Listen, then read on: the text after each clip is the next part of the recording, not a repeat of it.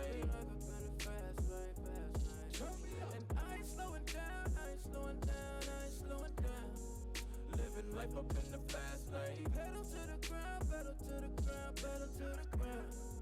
Living life up in the fast lane. Life, though you limits, you just put them in Coronas, Coronas, Coronas. I've been working, I need that advance with the bonus, the bonus, the bonus. Ain't no thoughts about tomorrow, I'm just living in the moment, the moment, the moment. Full tank of gas and 200 on the dash, bitch, I'm zoning, I'm zoning, I'm zoning. Fast lane, living life up in the fast lane. Hey. Living life up in the fast lane. Life up in the fast lane, fast lane. And I ain't slowing down, I ain't slowing down, I ain't slowing down. Living life up in the fast lane. Pedal to the ground, pedal to the ground, pedal to the ground. Living life up in the fast lane. Living life up in the fast lane. Hey. Living life up in the fast lane.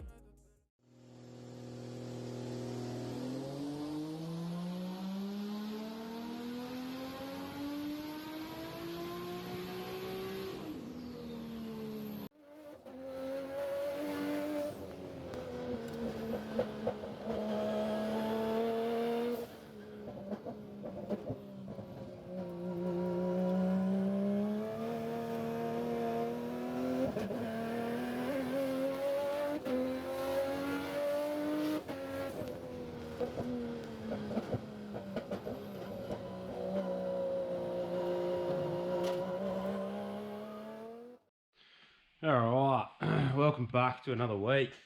Thought I'd kick this week off, bit of a time lapse, getting some machining done. So I'm nearly kind of done with this side. So these are our two lower clevises, so our 5 bolts.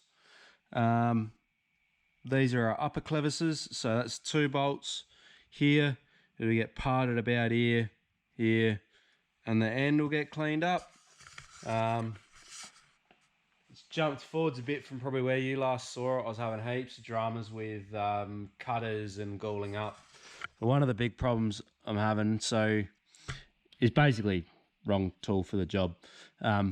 These cutters here have a aluminium coating of some description on them. Don't ask me what it is, I'm not too sure. But for aluminium, you kind of don't want anything coated. You just want like a high speed or a carbide, I believe. Something that's nice and sharp.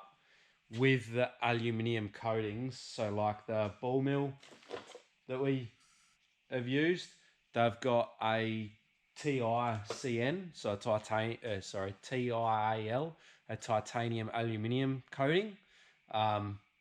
And what happens is once the coating heats up, being that it's got an aluminium property to it, it heats up and then it kind of just clags up with aluminium. So while they're new, you can get away with it. It's not ideal, but yeah, you can get away with it.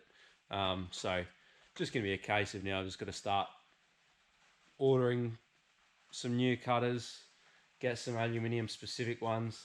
When I first got these, I just kind of bought the eBay mixed bag of El Cheapos, worked out what sizes I've used. Like I've never used the 5. I think I've used the 8 and a pinch.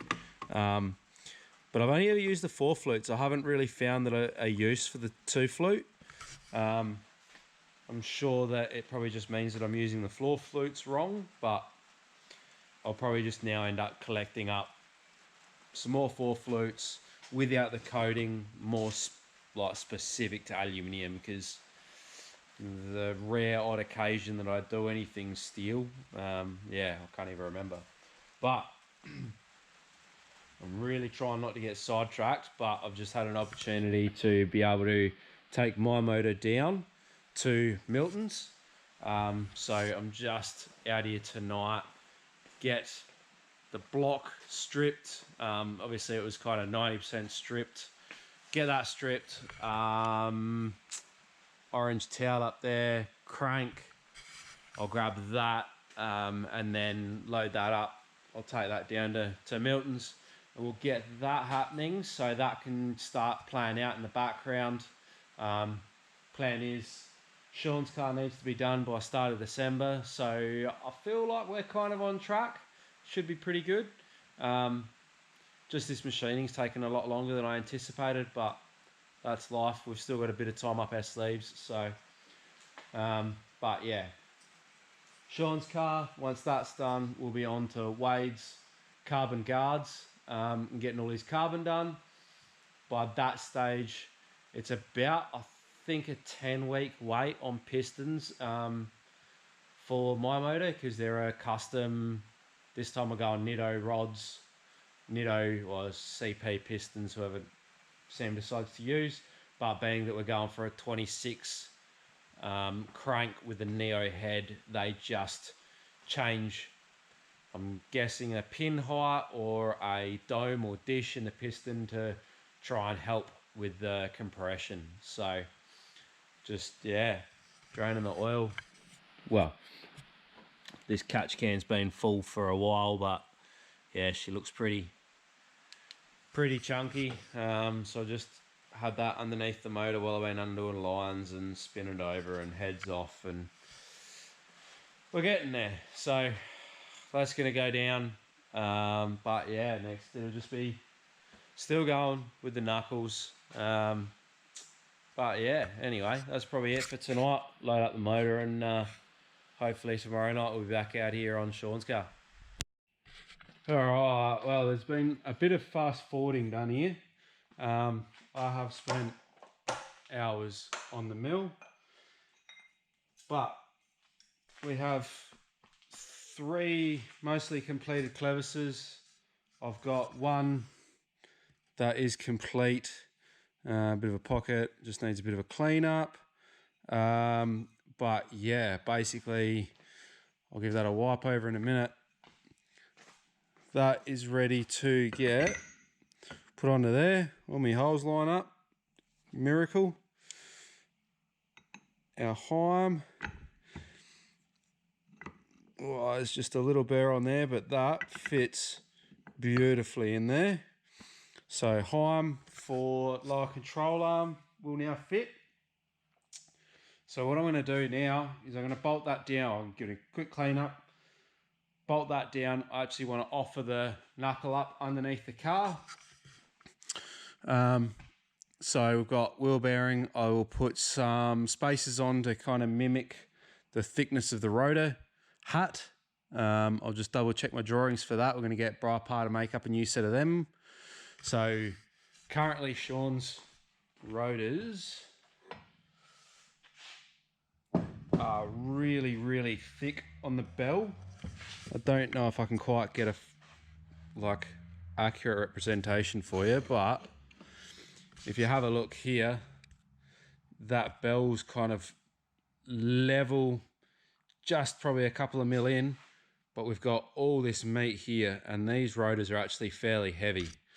So I'm going to try and steer away from them, just because I think with that extra thickness here, we're gaining track width, but we're losing control arm length. I test fitted Sean's wheels on my car, so obviously if we're going to replicate these rotors, the caliper's going to be in kind of somewhat the same position. They're similar calipers, but we'll actually know that his wheels will fit underneath my brake rotors, and he's got nicer calipers which are going to be more compact in general. So I don't see him having any issues with that, and it means that we can gain nearly, I think it was nearly 20 mil. I don't know if I can get a good representation of how deep that is, but yeah, it's quite thick on that mounting face, so it'll be good to get rid of that. Get some extra length in the control arms. It's not huge, but everything at this point is making a difference when I was running and cycling everything through CAD. So anyway, I'm going to hop to it. I'll probably chuck you guys back on the time lapse. It's been pretty heavy on that this week, but it's just the only way I can kind of get stuff done. Chuck you guys on time lapse and crack on with it. So let's go. And I ain't slowing down, slowing down. Living life up in the fast lane. Pedal to the ground, pedal to the ground, pedal to the ground. Living life up in the fast lane. Losing track of time, but it's always on my side. Hit the still to feel the vibe. On my mama, I'm so live. Popping bottles around 9, and them ladies about to slide. Hey, I'm just living live. I'm just living live. Hey, rolling. Don't know if I'm coming out. The other nice part about time lapse is I can listen to music and I don't get copyright marks. Anyway, I thought I was so close, but with where my bolt hole needs to be for this, the heim joint is just touching on the head, and we're just not quite there. So nice part is we do have a fair bit of meat here. These are actually only sunk down kind of about 5 mil, so I'm probably going to try and sink them another 3 mil. But that means back onto the mill and get that underway. Anyway, that's life. We'll head back over the mill, we'll get that done. Home for the summer in Miami when it's snowing. Might just end up in your city, baby. You won't even know it. Might just find out from the ground while I'm posing with some grands. Hey, living life up in the fast lane. Hey. Living life up in the fast lane. Life up in the fast lane, fast lane. And I ain't slowing down, I ain't slowing down, I ain't slowing down. Living life up in the fast lane. Pedal to the ground, pedal to the ground, pedal to the ground. Living life up in the fast lane.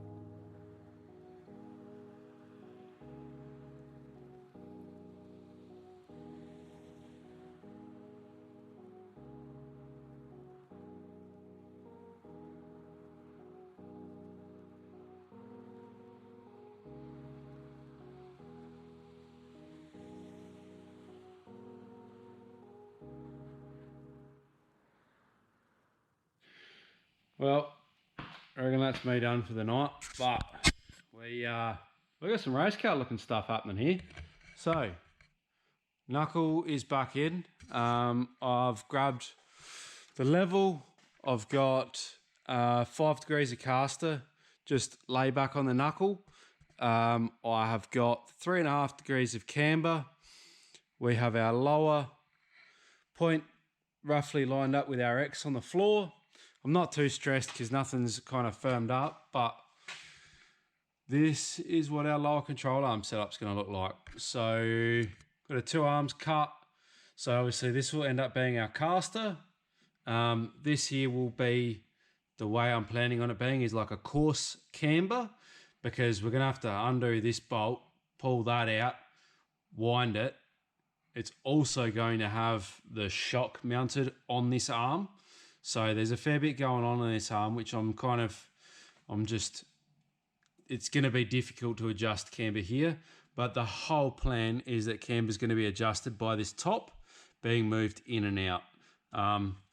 Whole reason for that mainly is, like I think I've said previously, you adjust camber here, then you've got to chase it with your toe. This here, being that your toe and your rack and your lower control arm are on the same plane, you won't be chasing toe anywhere near as severely. So, yeah, I'm going to leave it there for tonight. I'm going to go get some flat bar so that we can start making up. I'm going to run this here, pick up the threaded end, come out and come back. Probably doesn't need to go all the way back. What I am going to do though, this vertical one, because it's going to have the shock loading on it, I'm going to have that come up a reasonable bit. I am going to get it to pick up on the weld end, and I probably will run that all the way back. Just big, nice stiffener. We'll also then have the provision of being able to possibly use that for the sway bars. So anyway, I think that's my night. I'm going to send a couple of photos to Sean and Spud, and we'll go from there, see what they think. I have no idea how guys like Inheritance Machining and Artisan Makes and all those guys make all their machining videos so interesting. I've just been on the mill again.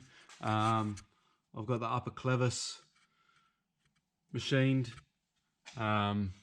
just got to put the hole in for the heim joint, but we've got our bolts in here. We've also had our nice shock turn up. So Sean's going to be running these MCS shocks, motion control systems, motion control suspension, something along those lines. He likes them. Spud, who looks after kind of the suspension side of things and helps him out in that, I believe he knows these shocks well, so they went down that route. Fair enough. Like, one thing I kind of always say is use what's local to you, what you can get help with.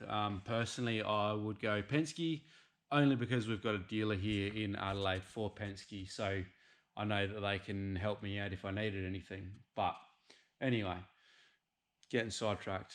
I did want to kind of show you, I guess, this upper clevis, the whole idea of it. Now the nuts on it are stuck. So what the idea is, as I've kind of explained before, is the plan is that we can put shims in between to change camber. So I'll go over to the bench once I can get this off. And we've got a knuckle sitting over there that I'll be able to show you and kind of explain it on. So this here is the upper.